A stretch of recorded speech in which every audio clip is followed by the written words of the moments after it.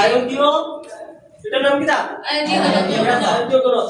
যখন দেখো আয়তীয় ঘনকের আগে আসলে দৈর্ঘ্য প্রস্থ উচ্চতা, এটার মধ্যে দৈর্ঘ্য প্রস্থ উচ্চতা আছে, বাট এটার দৈর্ঘ্য প্রস্থ উচ্চতা সব সমান, বুঝছো তা? এটার কয়টা বেস মানে পৃষ্ঠতল কয়টা? ছয়টা। আর এটার 6টা পৃষ্ঠতল। হ্যাঁ, আর এটার যে পৃষ্ঠ আছে, আগের যে পৃষ্ঠ আসতো একটা পৃষ্ঠ দেখতে কি লাগে আসতো? আয়ত আকৃতির। यस, আয়তক্ষেত্রের মতো। বাট এটার যে পৃষ্ঠ আছে এটার একটা পৃষ্ঠ বর্গের মতো। কিটার মতো? বর্গের মতো। তো যে আকৃতির মধ্যে আমরা দেখব শক্তি মানে 6টা পৃষ্ঠ বর্গ আকৃতি। কিটা আকৃতি? বর্গ আকৃতি। এটা যদি আমরা 3D আঁকি, হ্যাঁ 3D আঁকলে আমরা দেখব এরকম শক্তি বাহু সমান। শক্তি বাহু কিটা দেখব? সমান।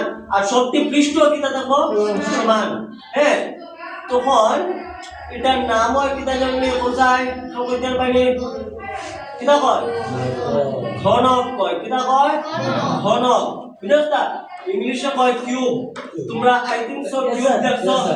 এটা পাজল দেখালে কিউব মিলাইবার কালার মিলাইবার। তো ওই কিউব যে আছে ওই কিউবের নামে পড়ছে, এটার নাম কিটা? ঘনক। ঘনকের সব বাহু কিটা দেখো? সমান।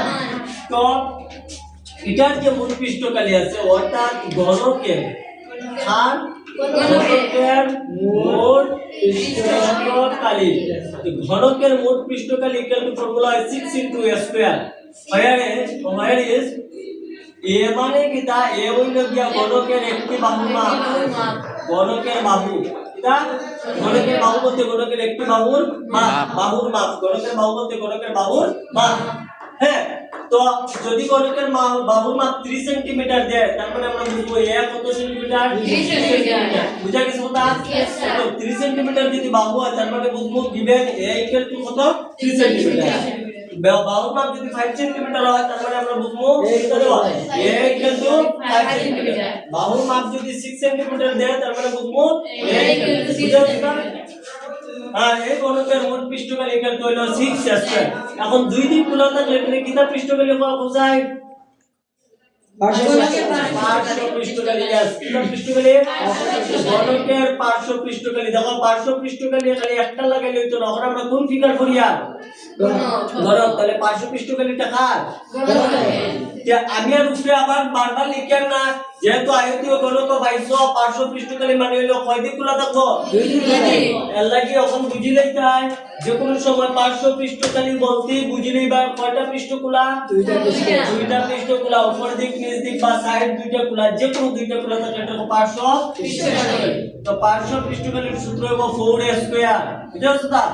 এখন দেখো যদি একদিক খোলা থাকে, একদিক খোলা ঘনকের, यस একদিক খোলা ঘনকের পৃষ্ঠকালি বা মোট পৃষ্ঠকালি লেখা বোঝা যায়নি? Video man equal to 5 square. একদিক খোলা ঘনকের মোট পৃষ্ঠকালি 5 স্কয়ার।